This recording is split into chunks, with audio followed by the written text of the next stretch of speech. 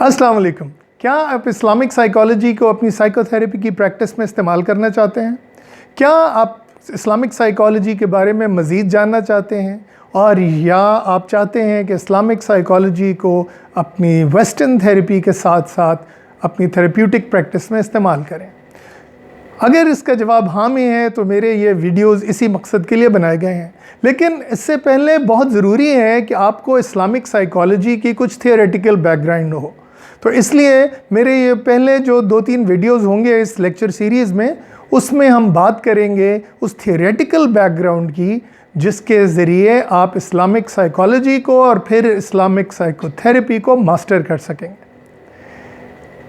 अगर आपको मेरे वीडियोस पसंद आए तो इन्हें लाइक कीजिए, शेयर कीजिए, इन पे कमेंट कीजिए और मेरे चैनल को सब्सक्राइब करने के बाद बेल आइकॉन प्रेस करें ताकि आपको इत्तला दी जा सके जब भी मेरा नया वीडियो रिलीज़ हो। तो आइए बात करते हैं इस्लामिक साइकोलॉजी लेक्चर नंबर 2 की।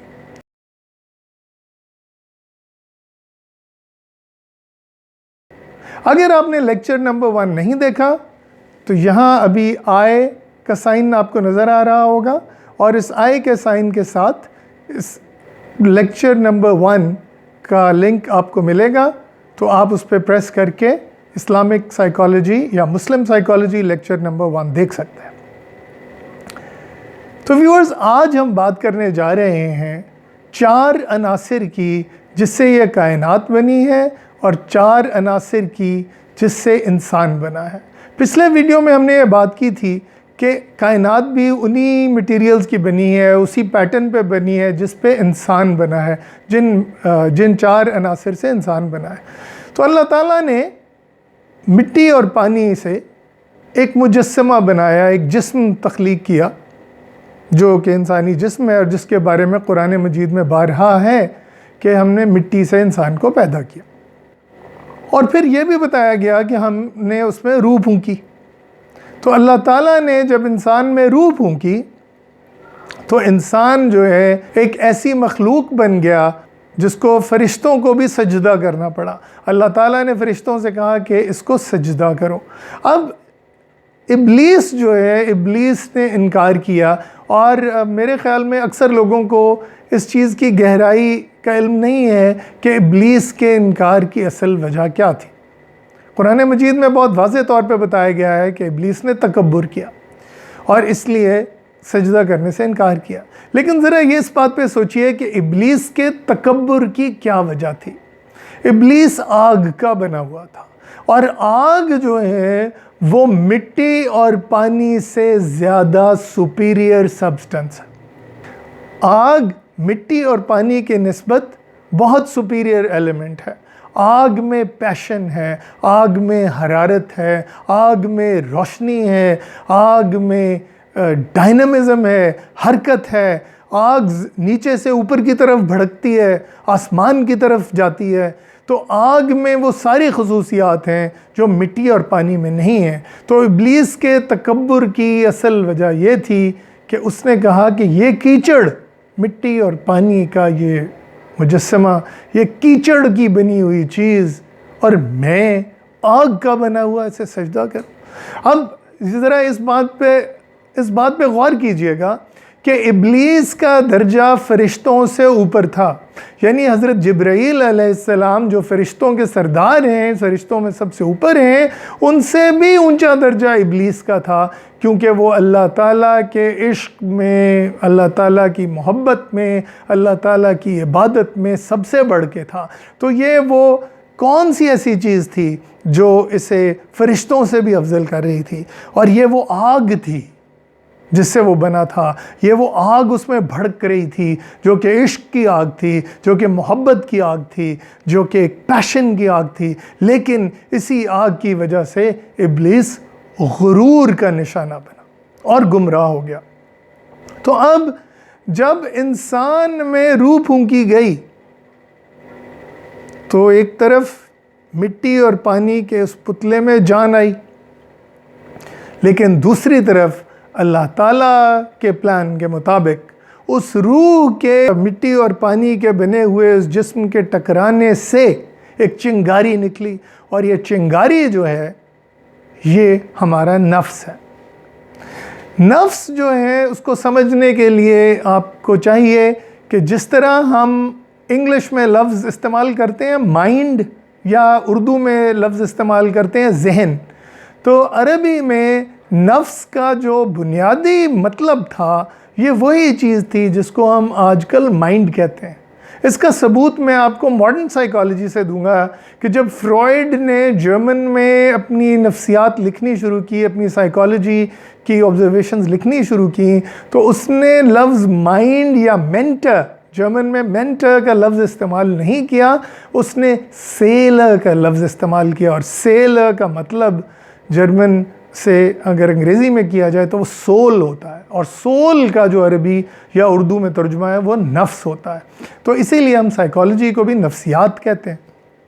तो बहरहाल, coming back to the 4 elements, मिट्टी और पानी का ये मुजस्समा जिसे आग के बने हुए इब्लीस ने सजदा करने से इनकार किया था, उसने सजदा ना करने का फ़ैसला करते वक्त सिर्फ उस मिट्टी और पानी को देखा था, उस रूह को नहीं देखा था जो ख़ुद अल्लाह ताला ने फूंकी थी।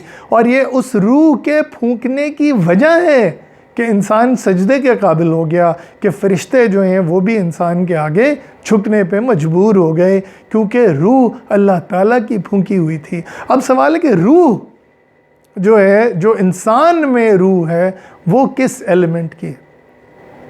तो वो है हवा।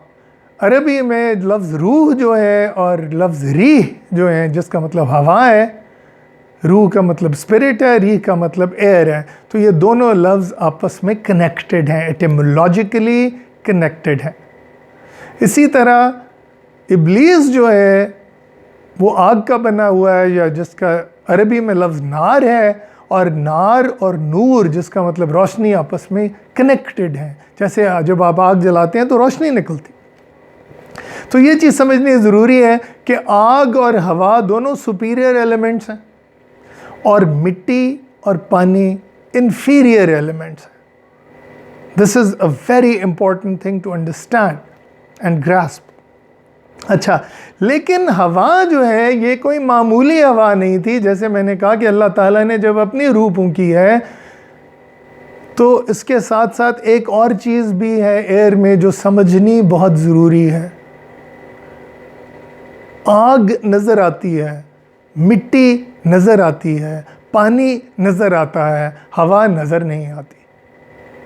तो जिस तरह हम कहते हैं कि जी गैब में ईमान लेके आए, युमिनूना बिलगैब, जो ईमान लाए गैब, तो उसी तरह हवा जो है वो नज़र नहीं आती। और यही वजह है कि मॉडर्न साइकोलॉजी में से नफ्स को या सोल को या रूह को निकाल बाहर फेंका गया है। और मॉडर्न साइकोलॉजी में गो के फ्रॉइड ने नफ्स की बात तो कर दी, लेकिन वो रूह की बात फिर भी नहीं कर सका। क्यों? कि ये तो ऐसे मटेरियल से आई है जो कि नज़र ही नहीं आता। तो गोया ये 4 अनासिर को समझना बहुत ज़रूरी है कि इन 4 अनासिर पे हमारी ट्रेडिशनल वर्ल्ड की बुनियाद है। अब मॉडर्न साइंस ने जब अपने नई नई केमिस्ट्री की इजाद शुरू की, तो उन्होंने ट्रेडिशनल साइंसेस को इस बेसिस पे रिजेक्ट कर दिया कि जनाब पिछले वक्तों के लोग तो बेवकूफ़ थे, उनका ख्याल था कि जनाब सिर्फ 4 एलिमेंट्स होते हैं और 4 एलिमेंट से तो दुनिया नहीं बनती है। देखिए हमने आपको 200-250 एलिमेंट्स की एक लिस्ट दे दी, ये पीरियोडिक टेबल दे दिया। अब ये बिल्कुल एक अहमकाना आर्ग्यूमेंट है। उसकी मैं वजह आपको बताता हूँ। किसी भी एक सिस्टम को अगर हमने मुख्तलिफ़ एलिमेंट्स में या मुख्तलिफ़ कैटेगरीज़ में तकसीम करना है, तो ज़रूरी नहीं है कि एक ही टेक्सोनॉमी का इस्तेमाल किया जाए या एक ही क्लासिफिकेशन सिस्टम का इस्तेमाल किया जाए। क्या ऐसा नहीं होता? हमारी दुनिया में नहीं होता, हमारी ज़िंदगी में नहीं होता कि एक ही फिनोमिना की बाज़ औक़ात मल्टीपल कैटेगराइजेशंस होती। मैं मिसाल देता हूँ। बच्चों से जब पहेली पूछी जाती है कि बताइए कि टमाटर जो है वो सब्ज़ी है या फल है। अब ये एक ट्रिक क्वेश्चन। टमाटर अगर बॉटनी के हवाले से देखा जाए, बॉटनी के हिसाब से क्लासिफिकेशन की जाए तो फल है। उसमें सीड्स होते हैं, वो फूल के उससे स्ट्रक्चर से डेवलप होता है, वो प्लांट की रिप्रोडक्शन में काम आता है, तो इसलिए वो फ्रूट है। बॉटनी के हिसाब से टोमेटो इज़ अ फ्रूट। लेकिन अगर आप एक कुक की, एक शेफ़ की क्लासिफिकेशन देखें तो tomato is not a dessert, apple is a dessert, orange is a dessert. ठीक है ना। तो मीठा के तौर पे फल इस्तेमाल होता है, लेकिन चूंकि टमाटर उस मीठी क्लासिफिकेशन में नहीं आता और खाने में इस्तेमाल होता है, खाना पकाने में इस्तेमाल होता है, कुकिंग में इस्तेमाल होता है या सैलड में इस्तेमाल होता है, तो वहाँ पे वो वेजिटेबल या सब्ज़ी कहलाता है। तो एक ही ऑब्जेक्ट जो है हो सकता है कि वो वेजिटेबल हो और एक सिस्टम में वो फ्रूट हो।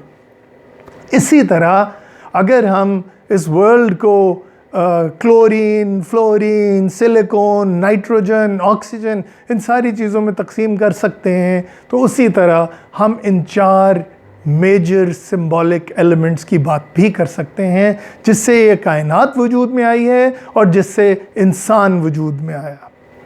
तो इंसान जो है उसकी सरिश्त में ये 4 एलिमेंट्स मौजूद हैं, मिट्टी, पानी, आग और हवा। सवाल ये पैदा होता है कि हम जब इन 4 एलिमेंट्स की बात करते हैं और ये इंसान की कॉन्स्टिट्यूशन तो हो गई, लेकिन इसका साइकोलॉजी से क्या ताल्लुक? ट्रेडिशनल मॉडल में इस बात की बहुत अवेयरनेस रही कि ये चारों एलिमेंट्स जो हैं ये हमारी साइकोलॉजी के भी 4 इम्पॉर्टेंट कंपोनेंट्स हैं। ये हमारी हेल्थ के भी 4 इम्पॉर्टेंट कंपोनेंट्स हैं। जिस तरह तिब्ब यूनानी और फिर बाद में इस्लामी तिब्ब जो है वो इन 4 एलिमेंट्स को कंसिडर करने से बनता है, इन 4 एलिमेंट्स की क्वालिटीज़ को हमारी बॉडी के 4 फ्लूइड्स से रिलेट करने से बनता है। उसी तरह इस्लामिक साइकोलॉजी जो है वो इन 4 अनासिर की रिफ्लेक्शन किस तरह है, आइए देखते हैं। मिट्टी का ताल्लुक सेंसेशन से। हमारे जिस्म की जो बेसिक साख्त है वो एक्सटर्नल एनवायरनमेंट के साथ जब इंटरेक्ट करती है तो हमारे 5 सेंसेस जो हैं वो प्राइमरीली उससे इंटरेक्ट करते हैं। तो अर्थ जो है, मिट्टी जो है, वो सेंसेशन को रिप्रेजेंट करती है। पानी हमारी फीलिंग्स को रिप्रेजेंट करता है, हमारी इमोशंस को रिप्रेजेंट करता है। तो इसीलिए जो हमारी जो ब्लड सर्कुलेशन है उसका बराह रास्त ताल्लुक़ है हमारी इमोशनल एक्सपीरियंस के साथ। अब हवा जो है वो इंटेलिजेंस या इंटेलेक्ट को रिप्रेजेंट करती है, यानी हमारी सोच, हमारी नॉलेज, हमारी अंडरस्टैंडिंग। तो इसीलिए हवा और रूह का आपस में ताल्लुक़ है और इसीलिए intellect या intelligence is there so that we can recognize, we can know God. Intelligence का primary purpose जो है is knowledge of God. लेकिन for that एक और element भी तो है, fire. और fire जो है उसके बहुत सारे मुख्तलिफ functions हैं। एक तरफ जैसे मैंने कहा कि आग जो है वो आपको ट्रांसफॉर्म करती है, आपको पैशन देती है, आपको हरारत देती है। उसी तरह आग जो है वो आपको इल्हाम देती है, आपको इंट्यूशन देती है, आपको ये एबिलिटी देती है कि आप ख़ुद को कंज्यूम कर लें या कंज्यूम हो जाएं अल्लाह ताला के इश्क में, अल्लाह ताला की मोहब्बत में। और लेकिन यही आग जो है किसी और डायरेक्शन में जाए तो गुस्सा, नफ़रत और बहुत सी डिस्ट्रक्शन का बायस भी बन सकती है। तो एक तरफ आग जो है वो ट्रांसफॉर्म करती है, लेकिन दूसरी तरफ आग जो है वो जला के राख भी कर देती है। ट्रांसफॉर्म कैसे? मसलन अगर आपने एक देगची में पानी रखा है और आप नीचे आग जलाते हैं तो वो पानी जो है वो हवा में तब्दील हो जाएगा, राइट? सो आग जो है वो एक एलिमेंट को दूसरे में ट्रांसफॉर्म करती है। आप यही लकड़ी आगे रख देंगे तो वो जल के राख हो जाएगी। सो आग जो है उसमें दोनों की कैपेसिटी मौजूद है। एक तरफ वो इब्लीसी काम भी कर सकती है, हमें गलत डिस्ट्रक्टिव रास्ते पे भी लगा सकती है, और दूसरी तरफ वो हमें इंट्यूशन के ज़रिए, हमें पैशन के ज़रिए अल्लाह ताला की मोहब्बत में, अल्लाह ताला के इश्क में आगे ले जा सकती है। So now if we talk about these 4 phenomena on a more mundane level, फ़र्ज़ करें कि आप कहते हैं कि जी मैं एक रेस्टोरेंट में जा रहा हूँ, 4 किस्म के लोग जो हैं वो होते हैं जो इस किस्म के डिसीजन में हिस्सा ले सकते हैं। सो मसलन लेट्स से कि somebody who's dominated by his sensation, या जिसमें मिट्टी ज़्यादा पावरफुल है, तो वो रेस्टोरेंट के डिसीजन में कहेगा कि यार फलां कढ़ाई खाने चलते हैं, वो कढ़ाई बड़ी मज़ेदार होती है। तो अब जो बंदा वाटर से डोमिनेटेड है, फीलिंग से डोमिनेटेड है, कहेगा यार वो कढ़ाई तो बड़ी अच्छी है लेकिन एम्बियंस या माहौल कोई उतना अच्छा नहीं है वहाँ पे, वो कीचड़ बहुत होता है और पार्क करने की अच्छी जगह भी नहीं मिलती और फिर लोग भी अजीब अजीब आए होते हैं। तो जो एयर वाला है वो कहेगा कि जनाब ये भी सोचना चाहिए कि ये जो मेरा दोस्त कह रहा है माहौल का, इसको भी कंसिडर करना चाहिए, और ये जो जायके वाली बात है वो भी कंसिडर करनी चाहिए, और कॉस्ट भी देखनी चाहिए, तो मे बी हम इन चीज़ों में बैलेंस कर सकें। और जो आग से डोमिनेटेड है वो कहेगा यार मेरी छठी इस कह रही है, हालांकि वो कहेगा वर्ड्स आमतौर पे इस्तेमाल करेंगे, वो कहेंगे मेरी गट फीलिंग कह रही कि हमें आज वहीं जाना चाहिए या आज वहाँ नहीं कहीं और जाना चाहिए। तो ये 4 किस्म के लोगों में हम इस तरह तकसीम या तफरीक कर सकते हैं इन 4 अनासर की बुनियाद पर। तो व्यूअर्स, जैसे कि मेरे हर वीडियो के आखिर में एक बोनस फ़ीचर होता है, तो आज फिर एक बोनस फ़ीचर है और मैं बात करूँगा, चूँकि इश्क की बात हुई, अल्लाह ताला से इश्क की बात हुई जिसको आग से रिप्रेजेंट करते हैं, तो हीर वारिस शाह की जो इब्तिदाई कुछ वर्सेस हैं वो पेश करूँ। अव्वल हम्द खुदा दा विर्द कीजे,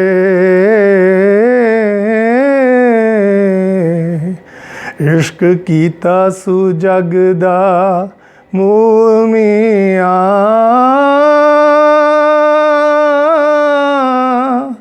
पहले आप है रब ने इश्क कीता, ते माशूक है नबी रसूल मियां।